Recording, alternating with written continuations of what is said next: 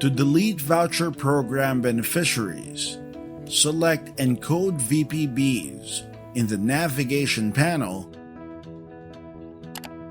then click Delete VPB. Check the box beside the name to select specific VPBs, or check the box inside the first column to select all.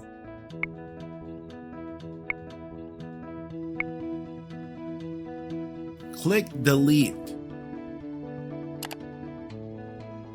A dialog box will ask for confirmation of the action.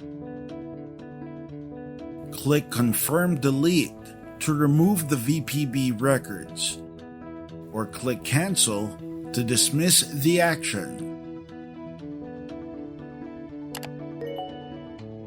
Deleting grade 11 and 12 VPBs is done separately.